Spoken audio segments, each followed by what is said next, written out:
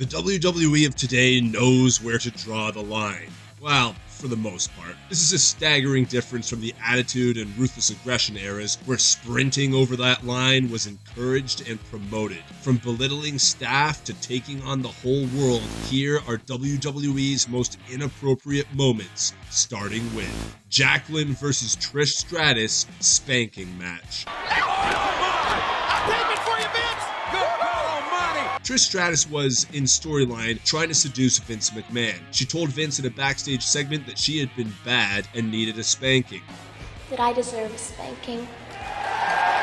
This infuriated Vince's daughter, Stephanie, who then forced Trish to be in a literal spanking match against Jacqueline. It seemed like a regular strap match until Kurt Angle came out to save Trish from the match. As he was pulling her out of the ring, Jacqueline pulled down Trish's pants and whooped her butt with the strap. McMahon clearly thought this storyline still had some juice in it, so later on during a match between Stephanie and Trish, Stephanie once again pulled Trish's pants down and spanked her with her hand.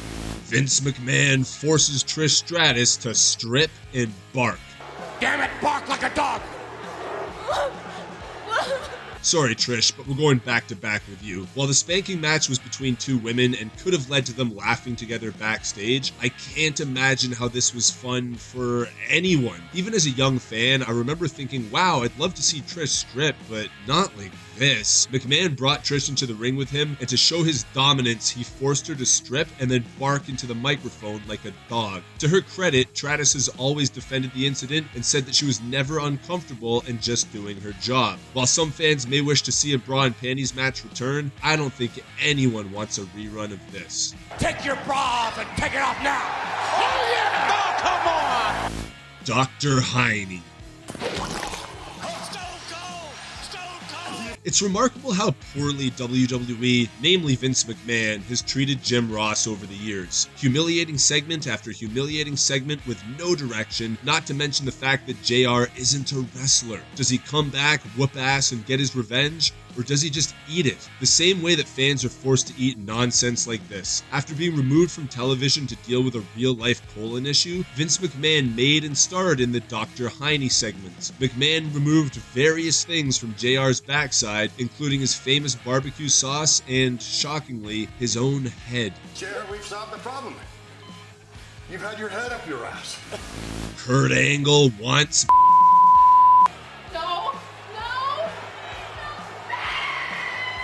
Kurt Angle is so good at everything, the trick is to just give him amazing things to be great at. Be great as a funny heel. Be great as an in-ring competitor. What you don't want to do is give him something terrible to be great at. During a feud with Booker T, Kurt Angle was instructed to be a creep. Just like everything else in his career, he knocked it out of the park. The highlight of this came in a segment backstage where he looked at the audience dead in the eye and said, I want to have sex with your wife.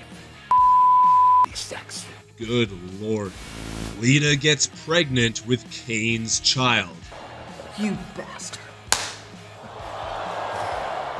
I've been watching WWE since 1998, and I think this is the most insane storyline of them all. Matt Hardy lost to Kane, which meant Kane got to spend the night with Lita. We found out he forced her to have sex with him and poked holes in the condoms. Now the storyline is that Lita's pregnant with Kane's baby, but then a debuting Gene Snitsky hit Kane with a chair, causing him to fall on Lita, who then lost the baby. Somehow in Vince McMahon's insanity, that made Kane a good guy, a babyface, a person the fans could and should really get behind. Snitsky then punted a baby into the audience. What the hell? Tim White keeps killing himself. After being forced to retire in 2002, referee Tim White was given perhaps the strangest angle of all time. It was only featured on WWE's website, and thank God for that. Every week, White would tell interviewer Josh Matthews that he was done. Josh Matthews would calmly say, "Mr. White, that's not wise," as Tim found various ways to end it all. Sometimes they were extremely graphic, such as jumping into a massive fan that sprayed his blood all over Matthews. I have no words. Katie Vick. I screwed your brains out. I mean, this has to be on the list, right? If you haven't heard, while Kane was both the tag team champions with the Hurricane, as well as the reigning Intercontinental Champion, as well as challenging Triple H for the world title, the company thought he needed a little more juice. So they did the logical thing, which is create a storyline where during his prom night, Kane killed his date, Katie Vick, and then had sex with her corpse. That would be bad enough to say, but WWE weren't happy with bad enough. So they had Triple H wear a Kane mask, get into a casket, and start thrusting. This was meant to make fans, never want to come back? If so, mission accomplished. The Vince McMahon Kiss My Ass Club. I can even make my ass do tricks. Watch this. Right, so Vince is completely mental. We know this. They say crazy and genius are neighbors that borrow each other's sugar, and no one embodies this more than the creator of the WWE. For a few years, he would take his bare ass out on television and force whoever he was feuding with to literally kiss his ass. Wrestlers like William Regal, commentators like poor Jim Ross, no one were safe from this fate. Vince must have felt bad because he eventually wrote the script that saw The Rock shove his whole face into Rikishi's ass. I wonder who he feels was truly elevated by this whole storyline. That's a mighty fine looking ass, isn't it? Muhammad Hassan. I am a prisoner in my own country. Muhammad Hassan had a promising start to his WWE career. The captivating character expressed disdain for the way Middle Easterners were being treated in America after the September 11th bombings. What could go wrong? Well, to start, the character was portrayed as a heel, so standing up for his people, culture, and religion was supposed to be cause for him to be booed. As if that wasn't problematic enough, he was portrayed by Mark Copani, a real-life Italian-American. As was usual for WWE at the time, they doubled down on the controversy and had Hassan appear more and more like a terrorist. This came to a head when he attacked The Undertaker along with several terrorist cohorts and carried his manager Daivari away like a martyr. This all aired the same day as the London bombings in July 2005. Gulf War Sergeant Slaughter. The Muhammad Hassan storyline wasn't the first time Middle Easterners had been insulted by the WWE. In 1990, WWE turned longtime babyface and perennial mid-carder Sergeant Slaughter into an Iraqi sympathizer. This was during the Gulf War, and Hulkamania was running on its last legs at this point, so Vince needed a new villain to capitalize on the news headlines of the day. Would it have been less offensive to use an actual Middle Easterner in this role? Probably not, but they left no stone unturned and brought in General Adnan and Colonel Mustafa to manage the newly turned Slaughter. This strange gimmick change is actually the only world title that the legendary Sergeant has to boast, so I mean, I guess he's happy about it. Brian Pillman's widow. I don't know, Vince. It's hard. This is really hard.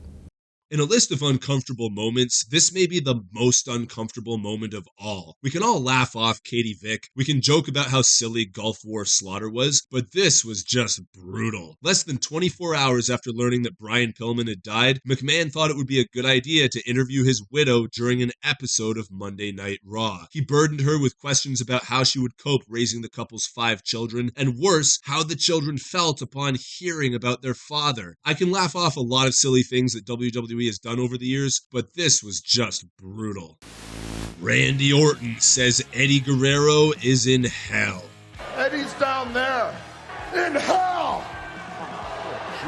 Right, so I'm sure Vince got approvals from Vicky Guerrero and Chavo Guerrero for this, right? After going through the rest of the list, I'm actually not sure. Regardless, after the tragic death of Eddie Guerrero in 2005, WWE thought they were doing the right thing by pushing perennial babyface Rey Mysterio to the main event scene. Rey and Eddie were great friends in real life, so the fans bought into it. What they didn't buy into, however, was Randy Orton being forced to say Eddie is in hell to Rey Mysterio. You're already a villain, Randy, and the fans truly miss Eddie. What was gained by this? Likely nothing, as well as losing some viewers as well.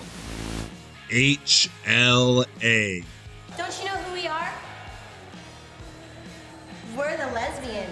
WWE didn't even try with this one. Bra and panties matches at least had the veil of competition behind them. Sable and Tori Wilson kissing at least had the veil of storyline behind it. What was HLA? Say it with me now. Hot lesbian action. HLA! Give it to HLA! And And that was it. Eric Bischoff would bring out 2 bikini-clad ladies to the ring, and they would make out for ratings. WWE quickly caught on that this wasn't the ratings grab they had hoped for, so they brought out the future Umaga and Roman Reigns' older brother to beat the dirt out of them. Oh, WWE, you never cease to amaze me. That completes our list of WWE's most inappropriate moments. Which ones did we forget? Let us know in the comments below.